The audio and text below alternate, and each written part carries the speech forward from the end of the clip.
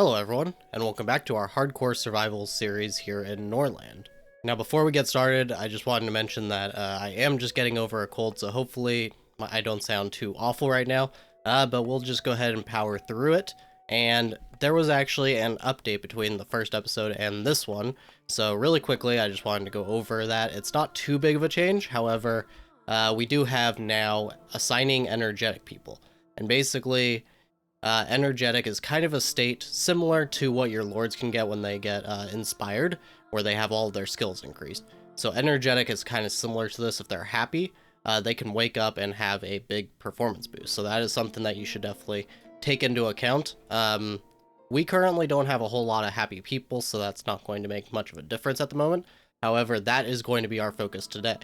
What we basically want to do is get everybody houses, get the altar going, and then we will start working on our actual production. Now, in the last episode, we did lose some peasants to migration, and we also turned a couple into warriors.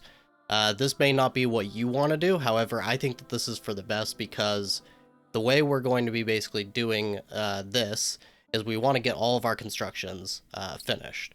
And that can take a little bit of time, but if all of our workers are just builders, then this can go through a little bit faster without wasting quite as much food, whereas normally you would build all this stuff up and you would also be dealing with your logging and things like that. And so I think that this is probably going to be better for us, especially we don't have the ragged ones, so normally that would be kind of an issue waiting for ragged ones to spawn and attack you.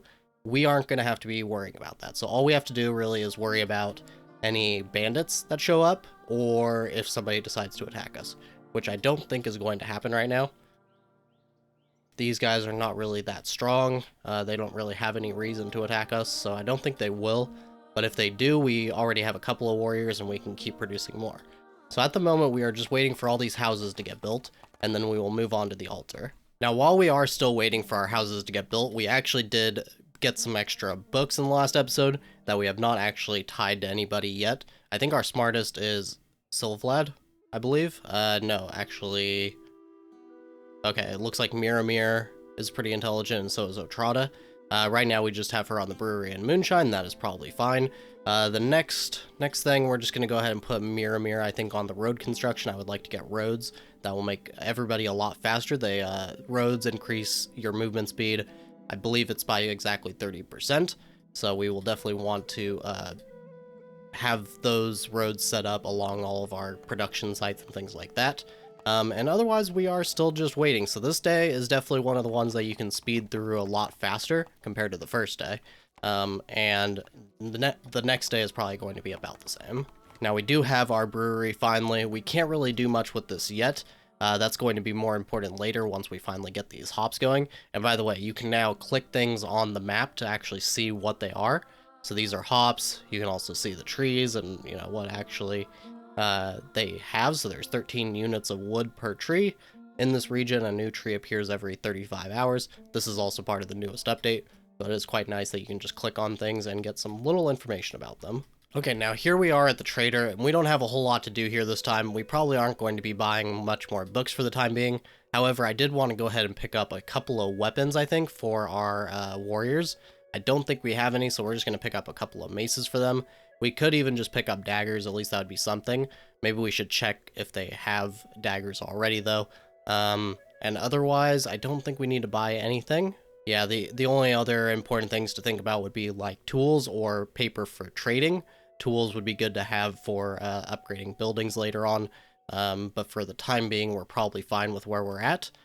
We do not really want to sell any books, except for we're going to sell Rutabaga Field. We finished learning this, and we don't really need the Rutabaga Field later on, so we're just going to sell it. But any of these things that you're going to need later, you might want to keep around in case the lord that actually knows it ends up dying. However, with the newest updates, the knowledge does become second nature to your people after you have learned it for a while, so this is probably not as important now. We could probably get rid of the brewery and moonshine, for instance, because that will become well known by our people. However, we're just going to go ahead and keep these books just in case for the time being. And I did go ahead and take a look, and it looks like only one of our warriors even needed a weapon, but that's fine. We'll have a spare now. Hopefully our other warrior will actually go and pick theirs out. I think they may have to wait until the shift change. And they don't have daggers, so we might want to buy them daggers just in case their maces break. So we'll buy 2 daggers. And they should pretty much always carry those. Oh, but our lords apparently don't start with daggers. I thought they did. So our lords may just end up taking those, but that's honestly fine. Okay, our 3rd day has begun, and we are getting pretty close to having all of our houses built. This should be fine for the time being because, as you can see, 2 residents can currently fit in 1 house. If you upgrade them up to level 3, you can get up to 6 in 1 house. So that should be what, 48 or something? So that will definitely be plenty of houses for the time being. So what we're going to do, we're going to actually... yeah, we'll let them finish up these 2, and then we're going to set this to build first, and hopefully they should be able to get all that done today.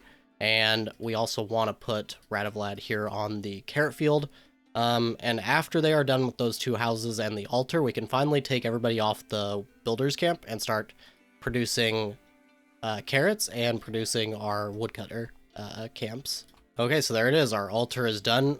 You can do sermons with these. However, we're not able to do that yet. I think you have to have the bishop show up first. But you can definitely do sermons, which we will probably look into later. The priest is set up. We're going to go ahead and prioritize that. And then they can do their prayers and things like that. And now we basically just want to take this off of priority. We'll also just suspend the work. So this will just be a kind of a dead building. We may eventually use it again, but for the time being, not really too important. We'll go ahead and put 1 more servant here, and we are going to prioritize our carrot field. That's going to be very important now. And finally, the woodcutters camps, we're not going to prioritize those just yet. We do have a little bit of wood left over right now, and it's more important that we get a solid food production going. So that's the main thing, is to prioritize the carrot fields. And unfortunately, because the hall is prioritized, I think we actually want to take down 1 of these servants for now, so that we can have 2 workers on the carrot field. Now, just taking a look at our peasantry, we did get 1 peasant migrating to us last night. Tonight, as you can see, we are going to get 3. So taking a little bit of a loss on the migration for that temporary time period is working out, because we have bumped up our mood to 73. Look at that. Now, unfortunately, this has the loss in a way where we haven't been focusing much on our lords. So as you can see, Radivlad and Miramir are a little bit upset. There are a lot of things you can do about this. You could have them Flesh Wolf hunt together.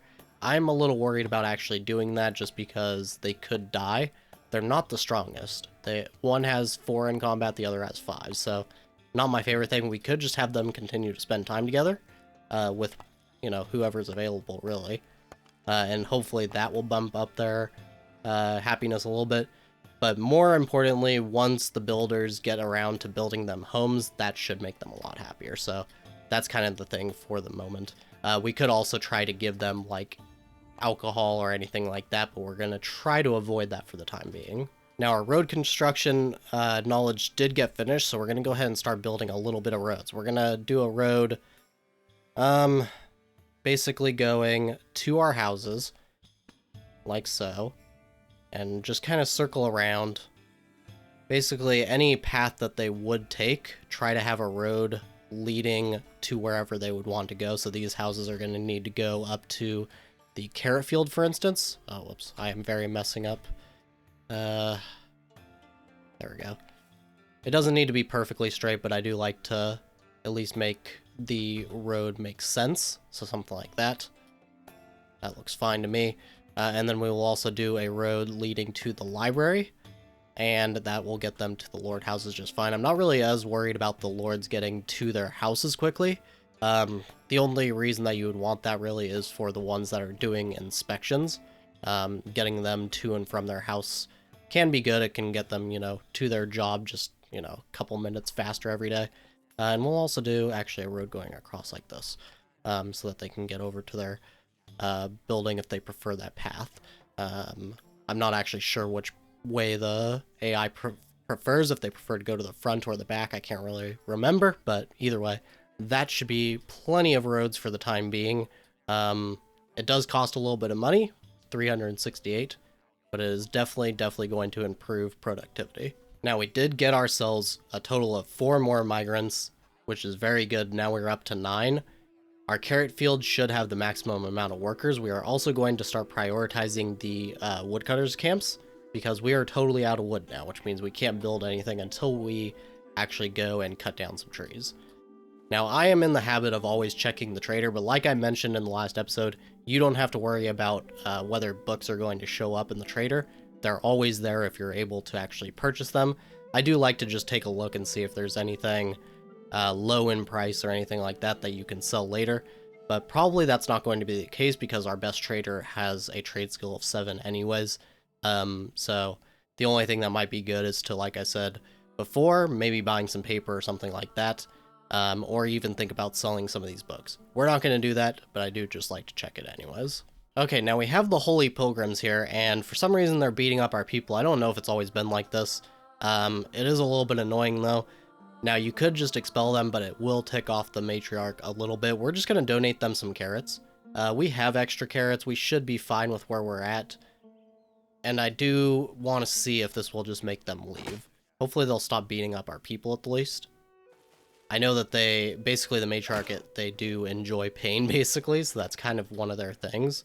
But yes, it looks like that didn't actually help. It seems like. Yeah, they're still just kind of hanging out here. Would be nice if they would leave, but I guess they're going to just assault our people for the time being. Okay, so because Radivlad is the most upset, I decided to put him into this current Lord townhouse that we have. We're going to snooze the other 2 up here because currently the hall actually houses the king and his wife. That was not true in the previous versions of the game, but we basically don't need that extra house anymore. So we don't really need these 2 for a while, so we're just going to snooze them. And then this one, it will get built, but we're not going to prioritize it or anything because Mirror should be okay for the time being. He's at 38. Radivlad now with the house is at 49, so that should be okay. They're just not happy about eating carrots and not having anybody to spend their time with lovingly. But it does look like our king's wife, Otrada, is now with child, which is definitely going to be good for us if this campaign extends for a while. Okay, now our 4th day has started, and I actually noticed that we have this alliance here in the bottom right with Kriege, and I'm thinking that we're going to join this. I would recommend doing this if you see an alliance that you can join in the early parts, just because you can pretty much foment some chaos within the alliance and end up collapsing it anyways if you needed to later, or just leave all on your own. And not only that, but it will increase our market demand, so we can actually sell more things and stuff like that, and we will just have better defensive opportunities. So this would be very good until you are eventually ready, because right now we are basically building tall in our city, so eventually if we wanted to have vassals, it's going to be a little while, just because we are really trying to build up our own city before we try and do anything like that. So we're going to go ahead and have our king head out and ask to join the Kriege Alliance, and that should give us a lot more of a cushion to our survivability. And we have now finally gotten some residents feeling a surge of energy. We're actually going to prioritize the energetic on our carrot fields, I think. We can live without the wood for the time being. We don't really have much that we need to build. All we really want is to eventually get ourselves up to this rye field, get ourselves some rye, and start producing flour, which we can then start selling to our neighbors. Okay, we did finish studying the warehouse, and we're actually going to place one of these. We're going to snooze it for the time being, though, because as you can see, we don't really need the increase in storage capacity. We're pretty good on everything, but we did just get some vegetation in the form of rye from one of our vassal villages that came and gave us a tribute. So eventually we may end up with too much of that. But otherwise, I think right now we pretty much have enough storage, but we will just place it just as kind of a placeholder. And we'll just place it right here because basically the carrot field can all get brought directly to the hall pretty easily. They can just walk right here. Whereas the these woodcutter camps have to walk over here, which is not very much of a farther distance, but it is a little bit further, whereas they could just bring it to this warehouse, which would be a little bit faster. So that will be the end goal, but for right now, we don't really need to worry too much about it. But the warehouses, they do increase your storage capacity. They increase your food by 100, your vegetation by 100, your liquids by 100, resources by 50, war supplies by 20, and raw materials by 200. So it is very good to prepare yourself with some warehouses, because you will eventually have too many materials to actually hold them all in your haul. And another thing to consider about the warehouses is that their storage is actually universal. So anything that gets stored here in the warehouse is still obtainable through the haul by the rest of your workers. Okay, and now we have entered this alliance. So we have entered into a contract with Stefanomil and are now a part of this alliance of free cities. Noble houses promise to help each other if either side's city is attacked by another noble house, but it does not apply to village defenses or bandit attacks, so it's only if you get attacked directly. All members pledge to send their warriors to the rescue. A province's membership in the alliance will be revoked if their relationship with the leader drops below -25, which should not be an issue because this is a part of our culture. Alliance members can enter into trade contracts without restriction, and the market demand increases.